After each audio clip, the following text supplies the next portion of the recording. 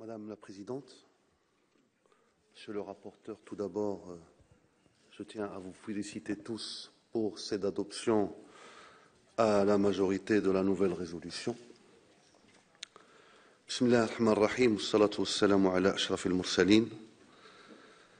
Je voudrais tout d'abord vous remercier, ainsi que tous les membres du Congrès, pour nous avoir invités à s'exprimer devant votre honorable Assemblée, à l'occasion de ce débat sur la contribution du Congrès à la politique de voisinage du Conseil de l'Europe, statut de partenaire pour la démocratie locale.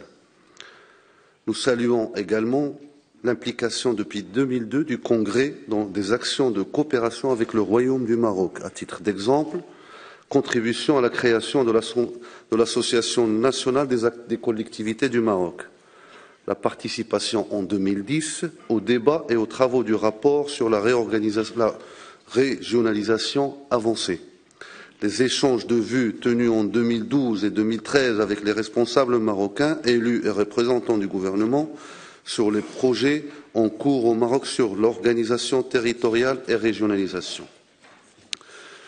La participation d'élus locaux et régionaux marocains à des débats organisés dans le cadre des sessions du Congrès entre 2012 et 2013. Mesdames et Messieurs, comme le décrit votre projet de résolution, le champ politique arabe a connu un bouleversement depuis 2011, des mouvements qui ont pu aboutir au renversement de certains régimes politiques et malheureusement même au risque de dissolution de quelques sociétés. Dans ce contexte, et comme vous le savez, le Maroc n'était pas profondément concerné par cette crise de grande envergure. Faut-il se demander pourquoi? Plus de liberté d'expression, élargissement du champ des libertés publiques et individuelles, pluralisme politique, etc. J'ai été contraint d'évoquer ces détails entre parenthèses pour tout simplement attirer votre attention du fait que nous avons fait notre choix.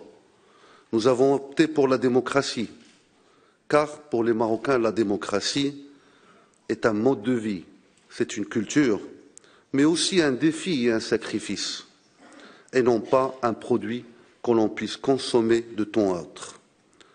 Ainsi, le choix démocratique est la volonté de tous les partis politiques nationaux, que ce soit les islamistes modérés, les libéraux ou bien les partis de gauche.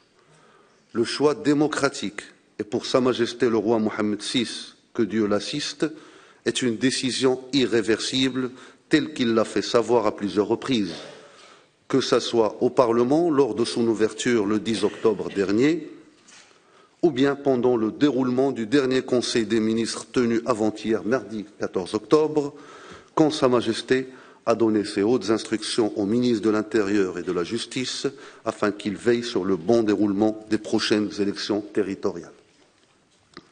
Mesdames et Messieurs, le choix démocratique ne signifie pas uniquement le bon déroulement des élections, mais ça signifie le choix de l'espace où on va la pratiquer. Dans ce cadre, permettez-moi de vous informer que le projet de la régionalisation avancé est rentré dans sa phase finale après que le ministère de l'Intérieur ait déposé des copies de cet avant-projet de loi chez les partis politiques. Si tout se passe comme prévu, le projet de loi organique de la régionalisation sera discuté et approuvé par les deux chambres du Parlement en 2015. En parallèle, le ministre de l'Intérieur a également mis à la disposition des partis politiques son projet de découpage régional qui contient 12 grandes régions au lieu de 16. Tout cela signifie un vrai début d'un vrai processus de transfert de pouvoir du centre vers les régions. Il est bien entendu clair que la mise en place de ces nouvelles lois et mécaniques de gouvernance locale nécessite une bonne préparation aux élections. Dans ce cadre, et pour la première fois dans l'histoire du pays, le gouvernement marocain a annoncé un agenda détaillé de tout le processus électoral un an avant son déroulement. La date qui a été annoncée par le chef du gouvernement, M. Abdillahi Ben Kiran, prévoit le démarrage du processus électoral en juin 2015, jusqu'à septembre de la même année, commençant par les communales, les provinces, les régions, les chambres professionnelles jusqu'au renouvellement de la Chambre des conseillers. L'implication de la femme et des jeunes figure parmi les grandes prérogatives de tout ce processus démocratique. Les jeunes du monde arabe d'aujourd'hui font état de garantie d'une transition vers la démocratie. Quant à la femme, elle est considérée pilier de tout développement social, économique et politique. C'est pour cela que sa représentativité au sein des institutions politiques n'a cessé d'augmenter. Leur nombre au Parlement a augmenté de façon considérable en 2011 par rapport à 2007. Cette augmentation a connu le même destin aux élections communales de 2009, dont la représentativité a dépassé les 12%. Sans oublier, bien sûr, que les nouvelles dispositions des lois de la région et des communes exigeront une présence de 30% féminine au sein de ces institutions. Enfin,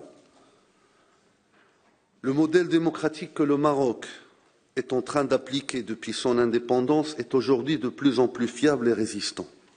Et cela a pu être réalisé grâce à sa conviction et sa volonté, et grâce aussi à l'aide de l'Europe.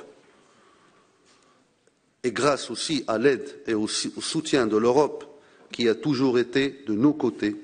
Et c'est l'occasion de la remercier encore une fois, tout en réitérant notre engagement pour le renforcement et la consolidation du partenariat de voisinage avec le Conseil de l'Europe, que ce soit dans la PCE ou que ce soit dans le Congrès des pouvoirs locaux dont la résolution vient d'être approuvée. Merci mesdames, merci messieurs.